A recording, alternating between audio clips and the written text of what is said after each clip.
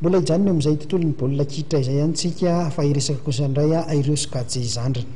Ya, ny mbola sokajy zokony ihany aloha resantsika vetivety nonoa resaka mikasika ny ekipa ny SC Saint-André avy aty La Union izay tonga nanao lalao ara-piralahiana teto amintsika tamin'ny herinandro iny manao tena ao amin'ny etapilalaovana manaraka izy ireo ka nisy ny fionany tamin'ny FC Sidexoy.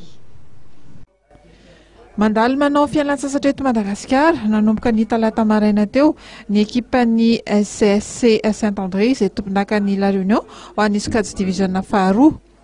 Sy ny fangalan-drivotra ihany no atongavany izy ireo eto amintsika fa ao ihany koa ny fiatrehan'ny filalaovana amin'ny sokajy division voalohany amin'ny etapilalaovana manaraka.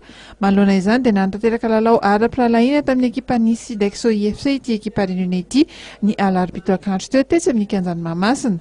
Tamin'izany indrindra no voan'ny Sidexoy izay mifaninana amin'ny sokajy Ligue 2 eto Analamanga Pandresy tamin'ny isa roa noray.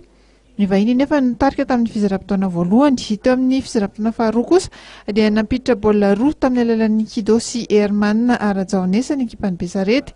Ny fandanja ihany ity fionana ity tamin'ny ankapobeny satria dia ao anatin'ny fanomanana taom-pilalaovana telo ambin'ny folo sy roa arivo ho an'ny sokajy Ligue 2 eto Analamanga ihany koa ny ekipan'ny Sidexoy FC.